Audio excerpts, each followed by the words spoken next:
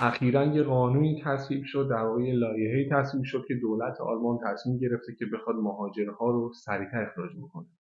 در ادامه با من همراه باش که توضیح بدم که دقیقاً چه اتفاقی قراره که بیفته.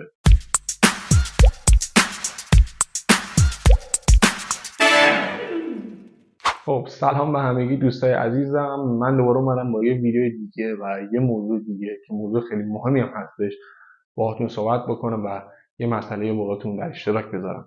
همونطور که اول ویدیو اشاره کردم بهش، اخیراً یه قانونی تصویب شد توسط دولت آلمان و به این تصمیم رسیدن که بخوان اخراج کردن مهاجرها رو، در واقع مهاجرهایی که به صورت پناهندگی یا در واقع پناهجویان رو بخوان که اخراج بکنن. در واقع اون کسایی که میخوان اخراج بکنن و دیگه دلیلی برای موندنشون در آلمان برای دولت آلمان وجود نداره، بخوان این سرعت اخراج کردن رو بخوان در واقع بیشتر بکنن، سریعتر بخوان این خلاصه پروسه اخراج کردن رو بخوان انجام بدن. خلاصه این قانونی که در واقع تصویب کردن و این لایحه‌ای که میخوان به اجرا بذارنش اینه که مهاجرینی که اینجا به صورت غیرقانونی حضور دارن و مهاجرینی که دلدوم دارن و در واقع کیس اونها یا پرونده اونها برای موندن تو آلمان پذیرفته نشده و دلیل اونها برای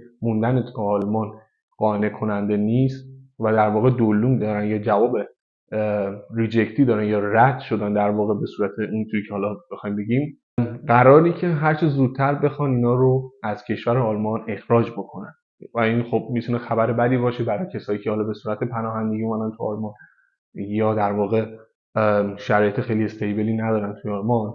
میتونه خبر خیلی بدی باشه و به خصوص اون کسایی که دلدوم دارن، یعنی یک بار یا حالا دو بار در واقع درخواست اونا برای دریافت اقامت آلمان توی خود آلمان رد شده و دولت آلمان تصمیم داره که بخواد این مهاجرها رو سریعتر به کشور مبدأ و یا حالا اون کشوری که کشور دوم، اون کشوری که اونها ویزاش رو دارن، بخواد اونها رو برگردونن. حالا چرا به این نتیجه رسیدن و خواستن که این قانون رو بخوام پیاده بکنن؟ خیلی چیز واضحی درباره‌اش صحبت نشده که حالا دقیقاً دلیلشون برای این چی هستش، ولی مسئله‌ای که هستش که بخوایم میشه درباره‌اش در واقع یه تحلیل درباره‌اش گذاشت اینه که بعد از اتفاق جنگ روسیه و اوکراین و اون دو دستگی‌هایی که به وجود اومد، اون دو قطبی که بین خب مردم توی اروپا به وجود اومد و کلا خب جنگ اونم توی اروپا خیلی تاثیرگذاره توی شرایط زندگی مردم و اون حجم زیادی از مهاجرای اوکراینی که به آلمان اومدن، یعنی در واقع کلا به اروپا اومدن، کنارش هم خب خیلی از کشورهای اروپای شرقی همینجوری دیگه وارد کلا کشور آلمان شدن. یعنی یه آمار به شدت بالایی از مهاجرین اومدن، نه تنها از اوکراین، از کشورهای دیگه.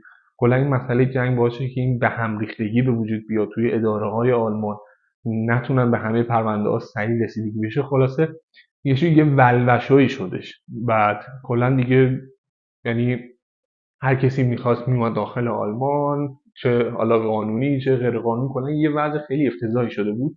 همه اینا باعث شدش که کلا اون شرایط زندگی توی آلمان خیلی تحت شعار قرار بگیره. خیلی مردم اعتراض کردن، خود آلمانی‌ها خیلی اعتراض کردن، کلا یه جو خیلی بدی توی آلمان به وجود اومد و هنوزم البته وجود داره. اینکه خب به جز حالا اون مهاجرایی که هر ساله میومدن، مهاجرای سوری، مهاجرایی که حالا از افغانستان مثلا به آلمان اومده بودن، خب آمار خیلی بالایی بود از سال 2014 15 16 که اومده بودن. این جنگ روسیه و اوکراین هم باعث شد که این حجم مهاجرت از کشور اروپای شرقی به خصوص اوکراین به آلمان خیلی بشه و کلا به حالت انفجار برسه. واقعا آلمان یعنی به لحاظ مهاجرگیری دیگه پره، اصلا هیچ ظرفیتی دیگه نداره. یعنی شما وقتی تو خیابون میری یا کلا مکانهای عمومی میری، دکتر میری، ادارجات میری، کلا هر جایی که حالا عموم مردم رو تو اونجا شما میتونی ببینی، میبینی که هیچی دیگه سر جاش نیستش. کلا همه چی یعنی به هم ریخته، اصلا یه فضای بی‌نظمی و یه فضای خیلی به هم ریخته توی جامعه حاکم شده. کنار این هم خیلی ناامنی زیاد شده، اصلا وحشتناک، واقعا ناامن شده. وقتی میگم ناامن خیلی موردهای زیادی کنار همدیگه قرار میگیرن که ناامنی رو تو جامعه به وجود میارن و توی ویدیوهای دیگه هم درباره‌اش صحبت کردن، درباره مسئله ناامنی توی آلمان. بعد کنار اون این آخری هم که خب جنگ حالا دومی که اتفاق افتاد، جنگ بین اسرائیل و فلسطین. حالا وارد جزئیاتش نمیخوام بشم که چرا و چه جوری اینا، حالا کاری ندارم، ولی این جنگ هم که باعث شد، یعنی در واقع یه مسئله دیگه تو اروپا وجود اومد، این دو قطبی و اون دو دستگی بین مردم خیلی بیشتر شد. حالا بین کسایی که از فلسطین حمایت میکنه و کسایی که از اسرائیل حمایت میکنن، یه دو قطبی توی جامعه ایجاد شده و هر جنگی که اتفاق میفته خب پشت بندش یه سری تبعاتی هم داره. این سرریز شدن مهاجرا هستش به اون کشور. خب آلمان هم توی اروپا واقعا یه کشور خیلی معروفی به مهاجرپذیری و یعنی فکر میکنم هر آدمی که بخواد مهاجرت بکنه، حالا از هر طریقی، 100% همیشه آلمان توی یکی از گزینه‌هاش هست. در واقع حداقل به آلمان مهاجرت کردن بهش فکر میکنه. خلاصه تمام این شرایط و این دو دستگی و دو قطبی‌ها و اون شرایط بد اقتصادی و اون اعتراض حزب‌های مختلف توی آلمان، اعتراض مردم و اون جو متشنجی که کلا تو عرصه‌های مختلف به وجود اومد، اینا به نظر من باعث شده که کلا در واقع بخوان این سیاست مهاجرپذیری رو بخوان یه خوری شلش بکنن و مهاجرهایی که اینجا دیگه در واقع پرونده‌هاشون بسته شده و به بن‌بست خوردن رو بخوان از آلمان اخراج بکنن، که این قانون رو هم تصویب کردن و خیلی هم اوضاعش پیچیده، خیلی هم خبرش واقعا سر صدا کرده، کلا خیلی جا درباره‌اش صحبت میکنن و اینکه واقعا میخوان مهاجرهایی که در واقع اینجا اقامت ندارن یا دلدوم دارن و در واقع درخواست پناهندگی اونا یا درخواست اقامتشون رد شده رو میخوان خیلی سریعتر به کشور مبدأ اخراج بکنن.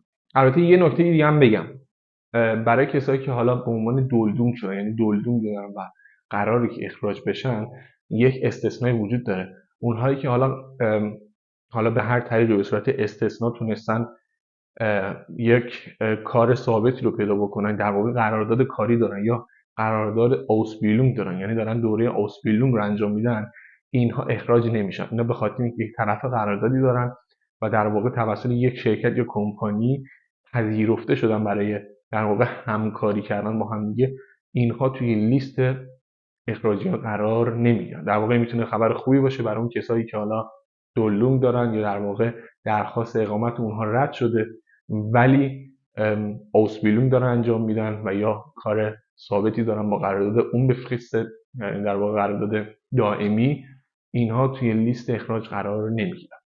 دوستان خیلی خیلی خوشحال میشم تا اینجا ویدیو. اگر ویدیوی من مورد پسندتون واقع شده، اون دکمه سابسکرایب زیر ویدیو رو بزنید و لایک و کامنت رو هم اگر دوست داشتید فراموش نکنید. خیلی خیلی ممنون میشم و اینکه خلاصه انگیزه میشه برای من که بخوام ویدیوهای بعدی رو هم درست بکنم. و حتی خیلی خوشحال میشم که اگر شما انتقادی رو هم دارید یا موضوعی هستش که دوست داشتید درباره‌اش صحبت بکنم یا اطلاعات درباره‌اش بدم، حتما میتونید برام توی کامنت بنویسید تا در ویدیوهای بعدی بخوام درباره‌اش صحبت بکنم.